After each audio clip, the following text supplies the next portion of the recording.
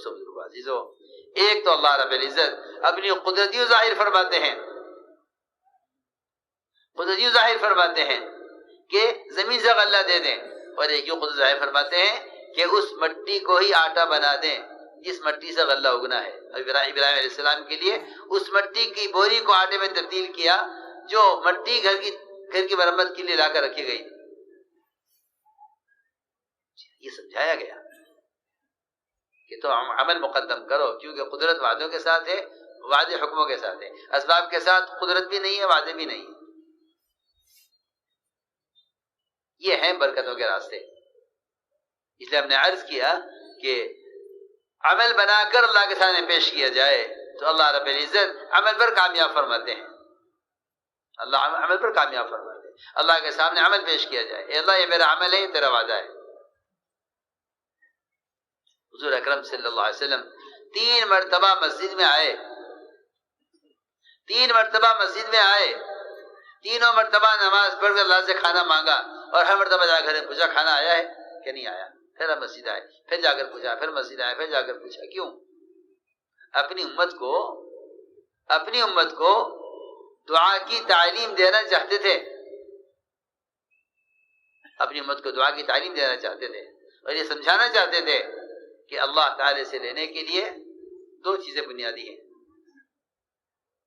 صبر اور نماز۔ استعینوا بالصبر والصلاۃ، یہ 2 سبب بتائے ہیں بنیادی، صبر اور نماز۔ کیا مطلب ہے صبر کا؟ کہ صبر کا مطلب یہ نہیں صرف کہ پٹتے رہو اور امید کرو کہ اللہ تعالی کی مدد آئے گی، یہ نہیں، میری بات یاد رکھنا۔ جو حالات گناہوں کی وجہ سے آتے ہیں، جو حالات گناہوں کی وجہ سے آتے ہیں، وہ صبر کرنے سے ٹھیک نہیں ہوتے۔ جو حالات گناہوں کی وجہ سے آتے ہیں وہ صبر کرنے سے ٹھیک نہیں ہوتے، بلکہ صبر کسے کہتے ہیں؟ کہ صبر کہتے ہیں اپنے آپ کو گناہ سے بچانا، اپنے آپ کو حکم پر جمانا، اس کو صبر کہتے ہیں۔ روزے کو صبر کہا ہے کہ روزہ کھانے سے، پینے سے اور پیٹ کی خواہش آدمی کو روک دیتا ہے، روزے کو صبر فرمایا ہے۔ فرمایا روزہ صبر ہے، روزہ صبر ہے، اس لیے صبر کہتے ہیں اپنے آپ کو حرام سے بچانا، اپنے آپ کو حرام سے بچانا۔ استعینوا بالصبر والصلاۃ، پہلے صبر لائے پھر نماز لائے۔ کہ نماز کب بنے گی؟ کہ نماز جب بنے گی، نماز جب بنے گی جب معاملات میں تقویٰ آئے۔ دیکھو یہ بات سمجھنی چاہیے، کون سی وہ نماز ہے جس نماز کے ذریعے میں اللہ کی مدد لوں؟ کہ وہ نماز ہے، سنو توجہ سے، وہ نماز ہے جو نماز طہارت کے ساتھ ہے، جو نماز، ذرا توجہ چاہتی ہے بات، وہ نماز جو طہارت کے ساتھ ہے۔ استعینوا بالصبر والصلاۃ، پہلے صبر لائے پھر نماز۔ کیوں؟ کہ اس نماز کے ذریعے اللہ کی مدد لو جو نماز طہارت کے ساتھ ہے۔ اور آپ جانتے ہیں کہ بغیر طہارت کی نماز نہیں ہوتی نا؟ کیوں بھائی؟ نماز بغیر طہارت کے نہیں ہے نا؟ بھائی اتحانہ تو کرو کچھ۔ جی ہاں، کہ بغیر طہارت کی نماز نہیں، بغیر طہارت کے نماز نہیں۔ اور طہارت صرف غسل وضو کرنے کا نام نہیں، میں کچھ ضروری بات کر رہا ہوں۔ طہارت صرف غسل وضو کا نام نہیں ہے کہ آدمی غسل کر لے، وضو کر لے کہ پاک ہو جاوے، یہ نہیں۔ نماز کے لیے آنکھ استعمال ہوگی، دماغ استعمال ہوگا، دل استعمال ہوگا، ہاتھ پیر سارے اعضاء نماز کے لیے استعمال ہوں گے۔ اس سر سے لے کر پیر تک تمام اعضاء کو نماز میں استعمال کرنے کے لیے ان کو پاک رکھنا سب سے پہلی ضرورت ہے۔ ذرا توجہ سے بات سننا۔ یہ جو غسل کر لیا پاک ہو گیا، یہ نہیں، یہ ظاہری پاکی ہے، یہ ظاہری پاکی ہے، یہ ظاہری پاکی ہے۔ آپ جانتے ہیں کپڑے کے دو رخ ہیں، کپڑے کے دو رخ ہیں اور دونوں رخ پر نجاست لگی ہوئی ہے، تو بتائیے آپ کپڑا ایک طرف سے صاف کریں گے یا دونوں طرف صاف کریں گے؟ ذرا ہاں نہ تو کرو، دونوں طرف سے، ادھر سے بھی صاف کرو ادھر سے بھی صاف کرو۔ میں کچھ کہنا چاہتا ہوں، کپڑا صاف کرو دونوں رخ سے، ادھر سے بھی صاف کرو ادھر سے بھی صاف کرو، نجاست دونوں طرف لگی ہوئی ہے۔ سنو غور سے بات، آپ نے غسل کیا، وضو کیا، آپ کا بدن ظاہر میں پاک ہو گیا، لیکن اس بدن کے اندر کا حصہ، اس کھال کے نیچے کا حصہ جو ناپاک خون سے، جس میں ناپاک خون دوڑ رہا ہے، سود کا، غبن کا، یتیم کے مال کا، سب سے پہلے اس کا سوال ہے کہ صبر تو ہے نہیں، پھر نماز کیسے ہو؟ سیدھی سیدھی بات ہے۔ سمجھتے تھے لوگ لقمے کو معمولی سمجھ کر کھا جاتے ہیں، حالانکہ لقمہ سمندر ہے، خیالات اس کے موتی ہیں۔ جتنی پاکیزہ غذا ہوگی اتنے پاکیزہ خیالات ہوں گے، ورنہ سر سے لے کر پیر تک انسان کے اعضاء سے جو احکام ٹوٹیں گے اس کی وجہ یہ ہوگی کہ یہ ایک گناہ کو نہ چاہتے ہوئے بھی کر گزرے گا، اس کی یہ نہیں چاہے گا نامحرم کو دیکھے، آنکھ نہیں مانتی ہے میں کیا کروں، یہ چاہتا ہے گناہ نہ کرے، پیر نہیں مانتے ہیں چل کر جاتے ہیں گناہ کی طرف، میں نہیں چاہتا ہاتھ سے یہ گناہ ہوتا مگر ہاتھ مجبور ہو گیا ہے، میرے ہاتھ نے مجھے مجبور کر دیا ہے، کیوں؟ جن اعضاء کے اندر حرام کمائیوں کا خون دوڑ رہا ہے، ان اعضاء سے گناہ ہی ہو سکتے ہیں، نیک اعمال نہیں ہو سکتے۔ سیدھی نہ چاہتے ہوئے بھی تمہارے اعضاء گناہ کریں گے، نہ چاہتے ہوئے بھی اعضاء گناہ کریں گے، اس لیے کہ اندر جو خون دوڑ رہا ہے وہ خون ناپاک دوڑ رہا ہے۔ اس لیے فرمایا کہ سب سے پہلے تقوی لاؤ معاملات میں، تقوی لاؤ معاملات میں۔ جی ہاں، اس لیے کہ یہ بھی پاکی کا ایک حصہ ہے۔ جیسے بدن کو پاک کرنا ہے پانی سے، ایسے بدن کو پاک رکھنا ہے غذا سے۔ جیسے بدن کو پاک رکھو پانی سے، ایسے بدن کو پاک رکھو غذا سے۔ ابوبکر صدیق رضی اللہ عنہ کا بیان ہے، ایک لقمہ سود کا یا 1 روپیہ سود کا 36 مرتبہ زنا کرنے سے زیادہ گندا ہے۔ 1 روپیہ سود کا یا 1 لقمہ سود کا 36 مرتبہ زنا کرنے سے زیادہ برا ہے، اور ایک مسلمان کو رسوا کرنا اور ایک مسلمان کو ذلیل کرنا 36 مرتبہ زنا کرنے سے زیادہ گندا ہے، زیادہ برا ہے۔ پہلا بیان ہے حضرت ابوبکر رضی اللہ عنہ کا خلیفہ بننے کے بعد، پہلا بیان اس میں یہ ہے، پہلا بیان ابوبکر رضی اللہ عنہ خلیفہ بننے کے بعد پہلا بیان ہے، اس میں یہ فرمایا کہ ایک مسلمان کی آبرو ریزی 36 مرتبہ زنا کرنے سے زیادہ بری ہے، اور 1 روپیہ سود کا 36 مرتبہ زنا کرنے سے زیادہ گندا ہے۔ میرے دوستو عزیزوں، اس لیے عرض کیا ہے کہ پہلے تقوی لاؤ معاملات میں، اخلاق، معاشرہ، عبادات، تینوں لائنیں درست ہو جائیں گی، یہ پکی بات ہے۔ اس لیے کہ جیسی غذا ہوگی ویسے خیالات ہوں گے، جیسی غذا ہوگی ویسے اعمال ہوں گے۔ یعنی عملی سرمایہ اعضاء انسان ہیں، انسان کے اعضاء عملی سرمایہ ہیں، انسان کے اعضاء عملی سرمایہ ہیں۔ اگر اس میں دوڑنے والا خون پاک ہے تو اعمال پاکیزہ ظاہر ہوں گے، دوڑنے والا خون ناپاک ہے تو ان سے اعمال گندے، اور ان سے اعمال معاشرے گندے معاشرے کے اور برے معاملات کے، برے اخلاق کے اعمال اس کے بدلے سے ظاہر ہوں گے۔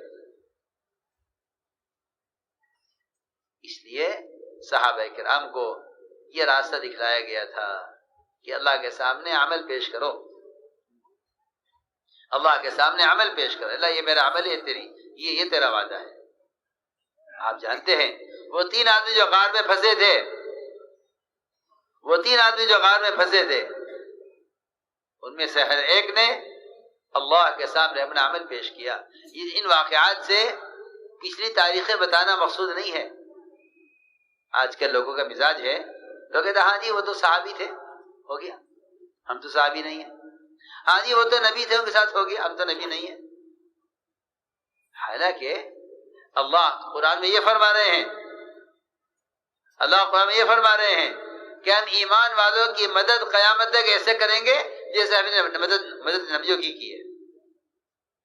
نبی کے ہوتے ہوئے صحابی کی دعا پر، صحابی کے ہوتے ہوئے تابعی کی دعا پر ظاہر کے خلاف ہوا. یہ سمجھانے کے لیے کہ مدد اور نصرت کسی زمانے کے ساتھ نہیں ہے، مومن کے عمل کے ساتھ ہے قیامت تک کے لیے. مدد زمانے کے ساتھ نہیں ہے.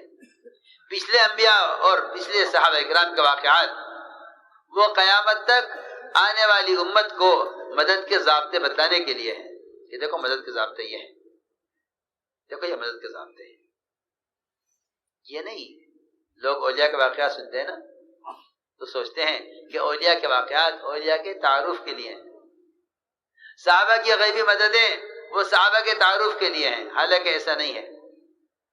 اولیاء کی کرامتیں اولیاء کے تعارف کے لیے نہیں ہیں. صحابہ کی مددیں صحابہ کے تعارف کے لیے نہیں ہیں، بلکہ صحابہ کی غیبی مددیں صحابہ کے عمل کی قوت کو بتلانے کے لیے ہیں کہ ایک قیامت تک ہمارے ایمان والو، اگر تم نے عمل کو یوں مقدم کیا اور تم نے عمل پر اللہ سے یہ امید رکھی تو اللہ تمہارے ساتھ، بلکہ حدیث میں تو یہاں تک ہے کہ اللہ تمہارے ساتھ، ایک مومن کے ساتھ اللہ کی اتنی مدد ہوگی جتنی 10 صحابہ کے ساتھ ہو. ایک مومن کو عمل پر اتنا اجر ملے گا جتنا 50 صحابہ کو ملے. صحابہ کو حیرت ہوئی اس پر. صحابہ نے عرض کیا حضور اکرم صلی اللہ علیہ وسلم سے کہ یا رسول اللہ، آپ فرما رہے ہیں کہ ہمارے بعد آنے والے ایک مومن کو 50 کے برابر اجر ملے گا، یہ 50 کون، ہم میں سے یا ان میں سے؟ فرمایا نہیں، تم میں سے 50 صحابہ کے برابر ایک مومن کو اجر ملے گا. اللہ اکبر. میرے دوستو عزیزو، حضور اکرم صلی اللہ علیہ وسلم نے اس طرح صحابہ اکرام کو اعمال پر اٹھایا. میں نے عرض کیا کہ عمل کی قوت کو سمجھانے کے لیے یہ واقعات ہیں. وہ 3 آدمی جو غار میں داخل ہوئے اور چٹان نے راستہ بند کر دیا، یہاں موت کے سوا کو نظر نہیں آتا تھا. یہ نہیں کہ حکام ہٹا دیتے چٹان. آج کل مسلمان بیچارے جن حالات کے شکار ہیں، اب بھی یوں کہتے ہیں کہ اگر یہ چاہ لیں گے تو ہمارا بھلا ہوگا. ہے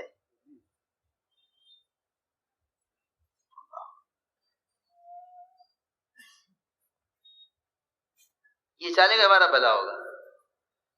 اللہ تو فرما رہے ہیں تمہارا مولا ہے، ان کا کوئی مولا نہیں ہے. اور ہم اللہ کے غیر میں اپنی کامیابی کو کی امید کر کے بیٹھے. جی ہاں، صحابہ کا نعرہ ہے یہ، اللہ مولانا ولا مولا لکم، اللہ مولانا ولا مولا لکم. تمہارا کوئی مولا نہیں ہے، ہمارا مولا اللہ ہے، تمہارا کوئی مولا نہیں ہے. اللہ مولانا ولا مولا لکم. جی ہاں، تو میں نے عرض کیا کہ عمل کی قوت کو سمجھانے کے لیے جب چٹان نے راستہ بند کر دیا اور نکلنے کا کوئی راستہ نہیں تھا اور موت کے سوا اور کچھ نہیں سامنے، تو کہا کہ بس اس چٹان سے نکلنے کے لیے اس کے علاوہ کوئی راستہ نہیں کہ اللہ کے سامنے وہ عمل پیش کرو جو اعمال تم نے صرف اللہ کی رضا کے لیے کیے ہیں. ہر ایک نے اپنا عمل پیش کیا. ایک نے معاملات میں احسان کا، ایک نے معاشرے میں احسان کا، ایک نے اخلاق میں احسان کا. اللہ نے چٹان کو عمل پر ہٹایا. یہ بھی نہیں کہا اے اللہ فرشتوں کو بھیج اس کو ہٹائے، اس لیے کہ انبیاء نے بھی کبھی ملائکہ کو طلب نہیں کیا مدد کے لیے.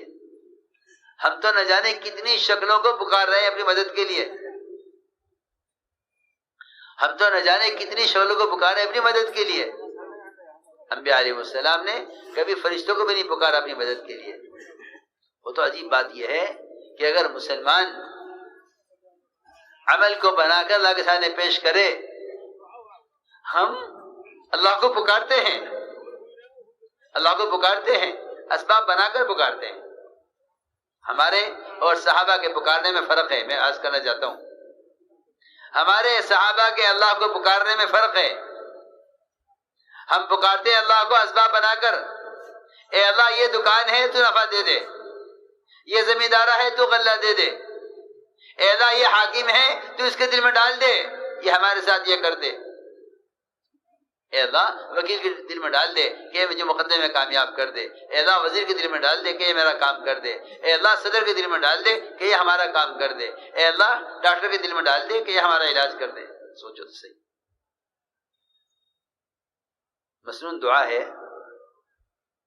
مسنون دعا ہے اللہم اکفناہم بما شئت. اس دعا کا کیا مطلب ہے؟ اس دعا کا کیا مطلب ہے؟ اس دعا کا مطلب یہ ہے کہ اے اللہ ہم ساری ظاہری شکلوں کا انکار کر کے تجھ سے یہ کہتے ہیں کہ تو جس طرح چاہے ہماری مدد کر، تو جس طرح چاہے. سنو تو صحیح،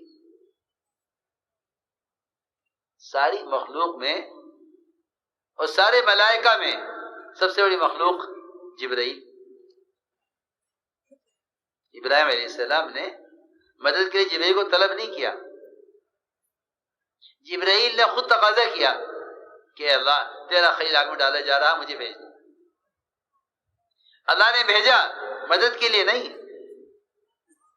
مدد کے لیے نہیں، امتحان کے لیے، مدد کے لیے نہیں.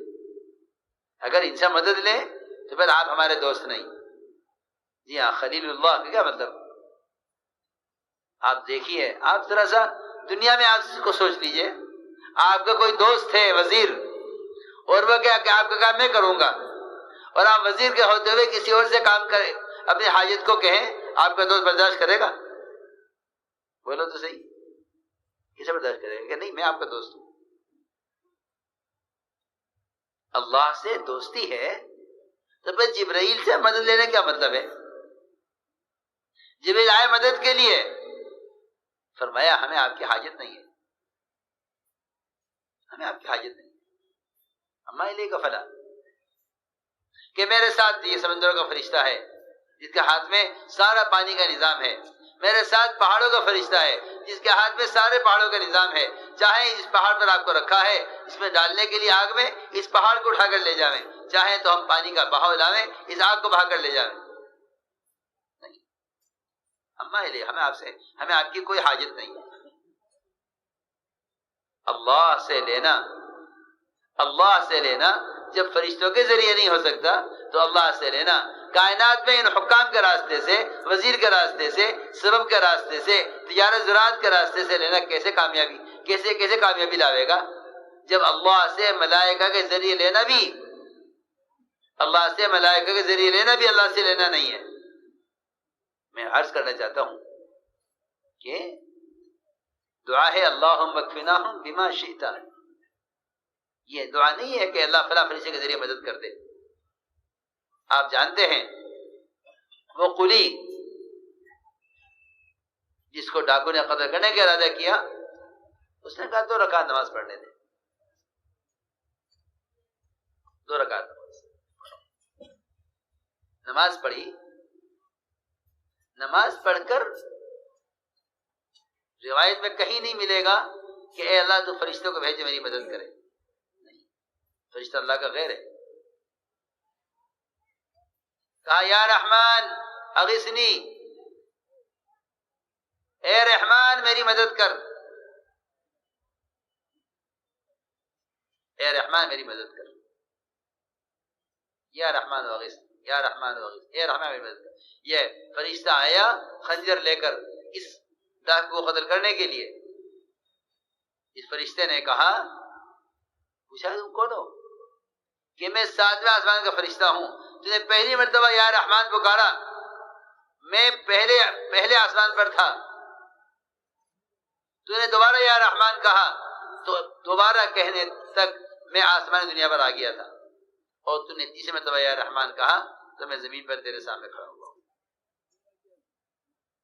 جی ہاں، یہ راستہ بتلایا تھا کہ مسلمان ایسا نہیں ہے کہ یہ اللہ کے غیر میں اپنے مسائل کا حل دیکھے، نہیں، اس کے مسائل کا حل کا تعلق براہ راست اعمال کے ذریعے اللہ کی ذات سے ہے. یہ تھی بات. تو میرے محترم دوستوں، بزرگوں، عزیزوں، دعوتی اسی کی ہے کہ مسلمان ظاہری اسباب سے نکلے اور یقینی اسباب پر آوے. تو میں نے عرض کیا کہ یہ تھی بات، استعینوا بالصبر والصلاۃ، کہ اللہ کی مدد صبر اور نماز کے ذریعے. میرے دوستو عزیزو، اس یقین کو بدلنے کے لیے، ان عبادات میں کمال پیدا کرنے کے لیے دعوت ہے. اصل بات یہ ہے، اس یقین کو بدلنے کے لیے، عبادات کی تکمیل کے لیے دعوت ہے. سمجھتے تھے جس چیز کو تم دعوت میں لاؤ گے اس میں کمال پیدا ہوگا یقین کے اعتبار سے. جس چیز کو تم دعوت میں لاؤ گے اس میں کمال پیدا ہوگا یقین کے اعتبار سے. سب سے پہلا کام یہ ہے کہ اعمال کو اسباب کے مقابلے میں پیش کرو. حضور اکرم صلی اللہ علیہ وسلم نے، ایک صحابی نے عرض کیا کہ میں تجارت کے لیے بحرین جانا چاہتا ہوں. فرمایا پہلے 2 رکعت نماز پڑھ لو.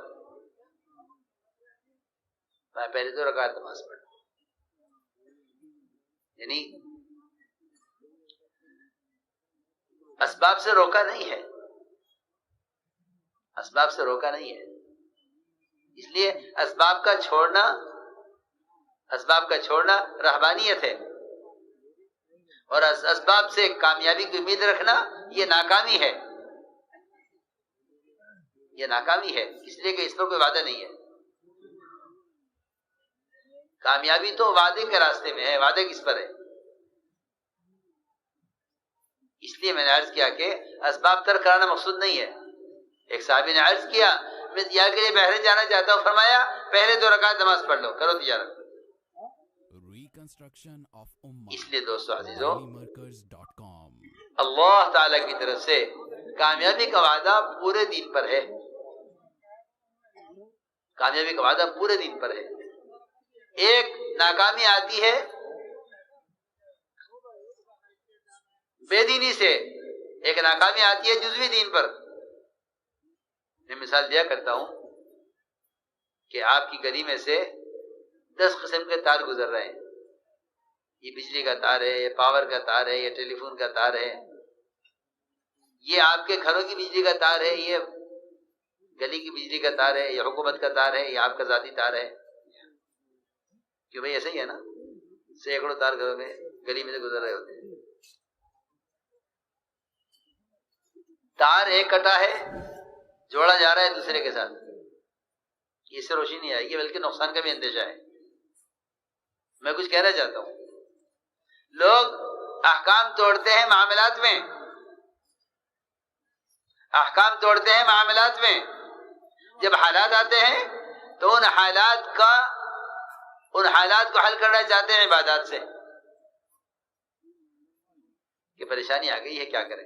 یہ پریشانی آ گئی ہے کہ نماز کے ذریعے کامیابی لو، کہ نماز سے تو بے شک کامیابی ملے گی، لیکن یہ بات سب کے ذہن میں رہے کہ جو آدمی انسانوں کو حقوق مار کر اپنی پریشانی کا علاج نماز میں تلاش کرے، وہ کام اس کی پریشانی دور ہوگی نہیں. اس لیے کیا حکم توڑا ہے معاملات میں. جو حالات آ رہے ہیں معاملات میں حکم توڑنے کی وجہ سے ان کا حل تلاش کر رہا ہے عبادات میں. کہ نہیں، یہ نہیں ہو سکتا. جس لائن کا حکم ٹوٹا ہے اسی لائن میں حکم پورا کر دو. جیسے میں نے عرض کیا کہ جو سے تار ٹوٹا ہے اسی تار کو جوڑ لو تو روشنی آ جائے گی. گھر میں روشنی آ جائے گی. تار صحیح تار نہیں جوڑا ہے. جی ہاں، آپ دیکھتے ہیں صبح شام آپ کے گھر میں ایسا ہوتا ہے، کیونکہ لائٹ نہیں آئی کہ تار جوڑ دیا، کہ نہیں آئی کہ غلط جوڑ دیا، اس کو کھول کے اس میں لگاؤ کہ غلط تار جوڑ دیا، لائٹ نہیں آئی. جی ہاں، سمجھتے تھے کہ اعمال میں روشنی، اور اس روشنی کی ان اعمال کے نور میں مسلمان کو چلنے کا جو راستہ ملے گا وہ ملے گا نہیں جب تک ان اعمال میں ظلمتیں ہوں گی. اور اعمال میں ظلمتیں اس وقت تک ہوں گی جب تک یہ معاملات درست نہیں ہوں گے. سیدھی بات ہے. یعنی عجیب بات ہے، لوگ حکم توڑتے ہیں معاملات میں،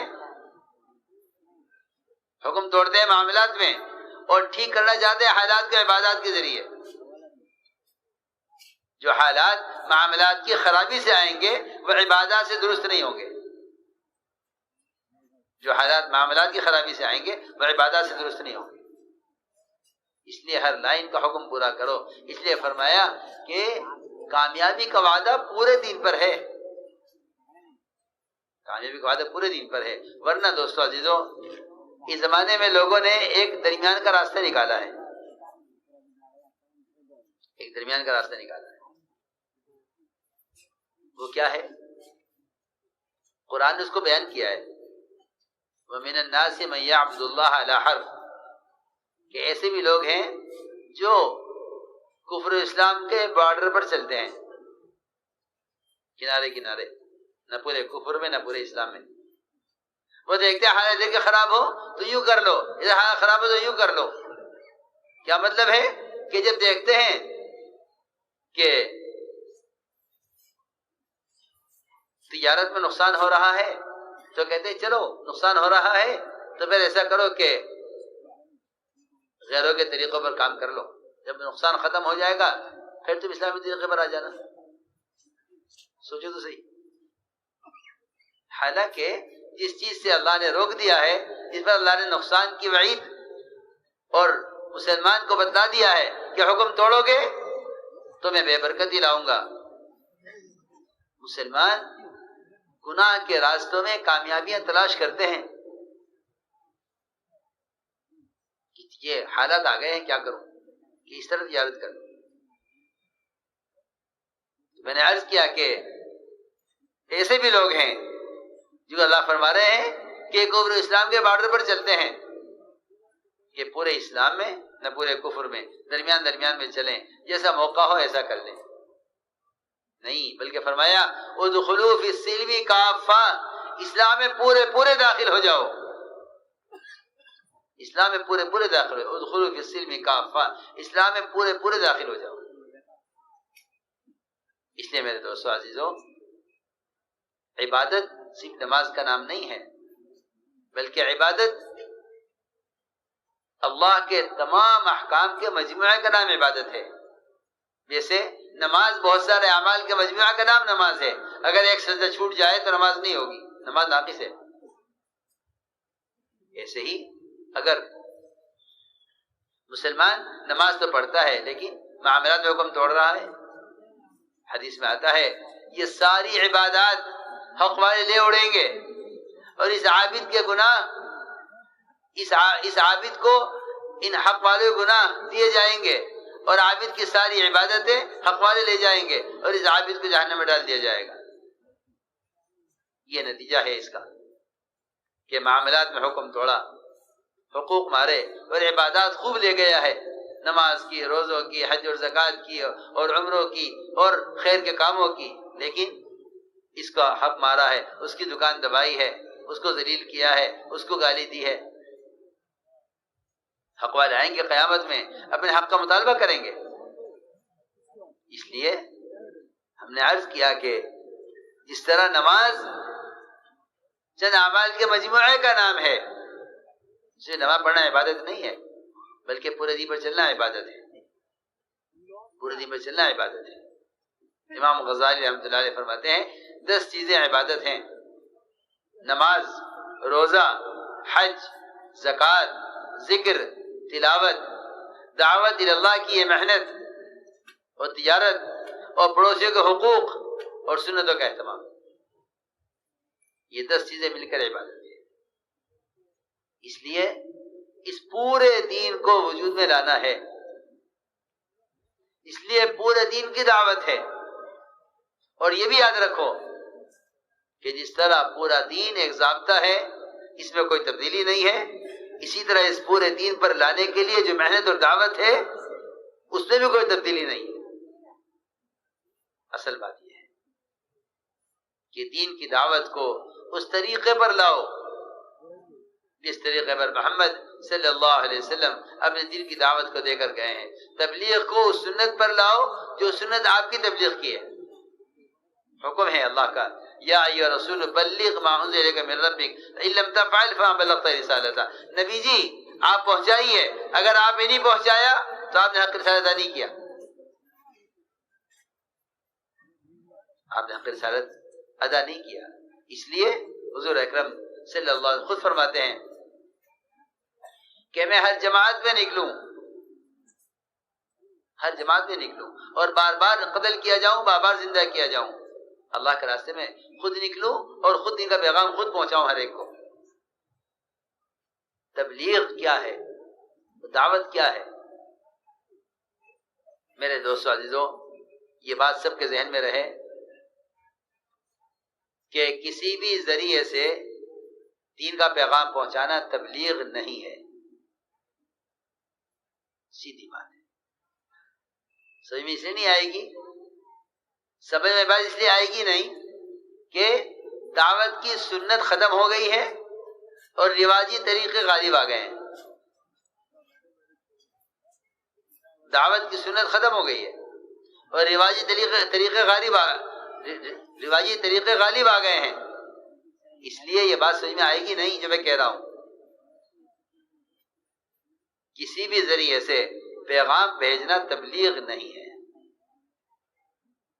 سنو، اگر آپ غور کریں گے حضور اکرم صلی اللہ علیہ وسلم کی سنت پر اور آپ کے صحابہ کے طریقے پر، تو آپ کو معلوم ہو جائے گا کہ اس زمانے میں جتنی بھی رواجی شکلیں دین کی بات کو پھیلانے کے لیے چل رہی ہیں اور لوگ سمجھتے ہیں کہ ہم دین کی دعوت دے رہے ہیں اور ہم بھی لوگوں کو دین کا پیغام پہنچا رہے ہیں اور ہم بھی دین کی تبلیغ کر رہے ہیں، انہیں معلوم ہو جائے گا کہ ہم دین کی تبلیغ کر رہے ہیں، دین کے ساتھ کھیل کر رہے ہیں، انہیں معلوم ہو جائے گا۔ سنو توجہ سے بات،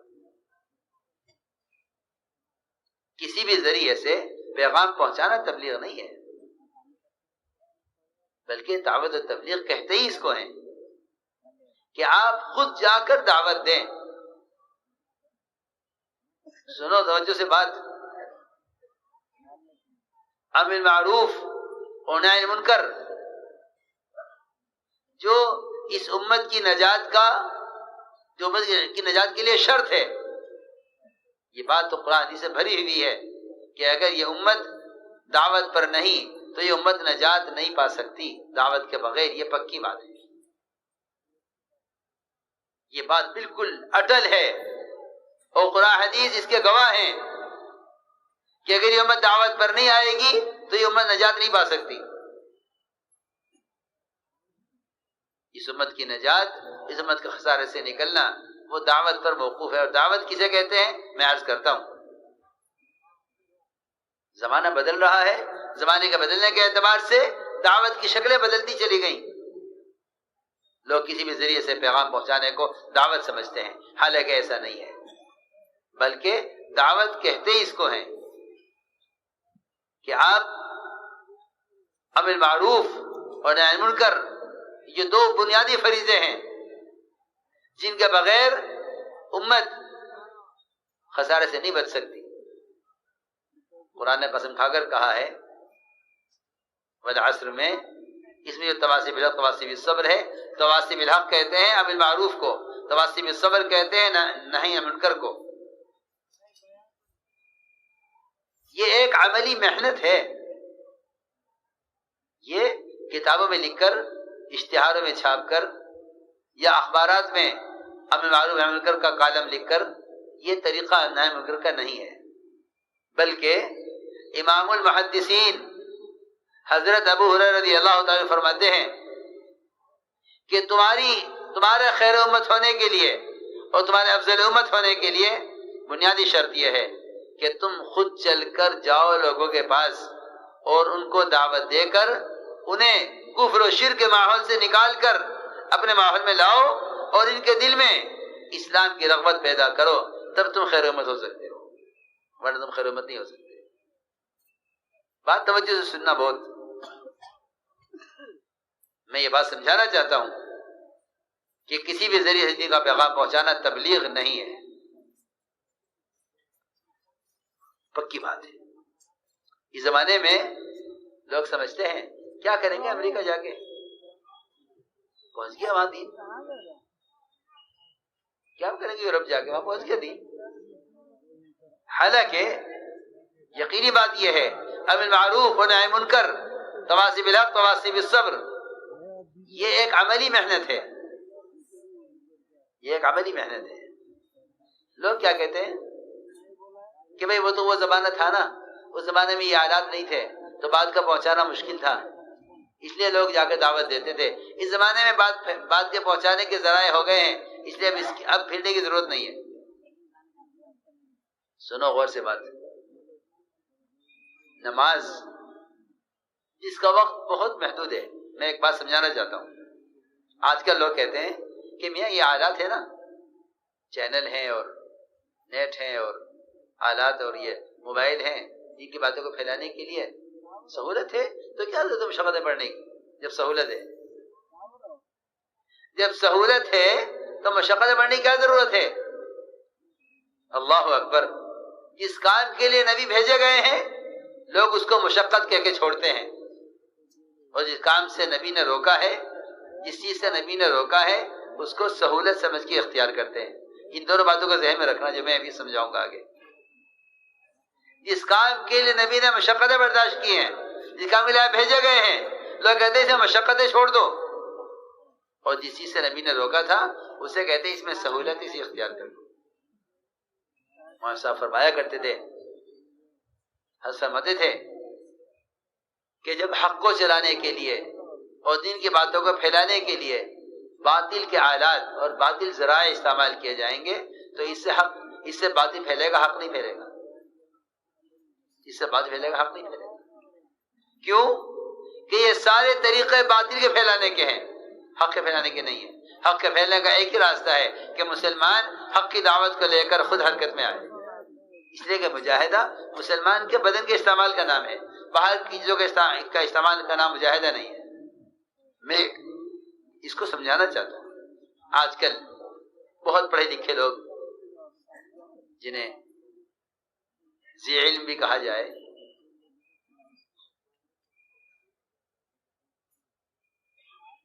وہ بھی اس خیال میں ہیں کہ جب ایک بات پہنچانے کی سہولت ہے تو پھر پھرنے کی کیا ضرورت ہے۔ اس کو میں مثال دینا چاہتا ہوں ایک، اور میری یہ بات یاد رکھنا سب۔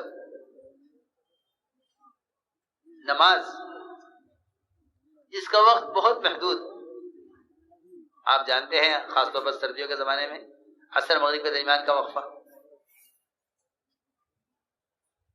بعض ایسے ممالک ہیں جہاں دو نمازوں کے درمیان کا وقفہ اتنا کم ہوتا ہے، اتنا کم ہوتا ہے کہ ایک نماز پڑھ کر فارغ ہو جائے کہ دوسری نماز فوراً پڑھنی پڑتی ہے، اتنا کم وقفہ درمیان۔ تو میں نے عرض کیا کہ نماز جس کا وقت محدود اور متعین ہے، تاخیر کی گنجائش نہیں ہے، اس نماز کے لیے اذان کے شروع ہونے سے پہلے صحابہ گھر گھر جا کر لوگوں کو نماز کے لیے بلا کر لاتے تھے۔ صحابہ نے عرض کیا کہ رسول اللہ، یہ تک پریشانی یہ ہوتی ہے کہ ایک آدمی کو جا کر کہا گھر پر نماز کے لیے آ جائیے، وہ آ گیا، آخر والے کے انتظام میں لوگ بیٹھے ہوئے ہیں، آپ اجازت دیجئے، آپ اجازت دیجئے،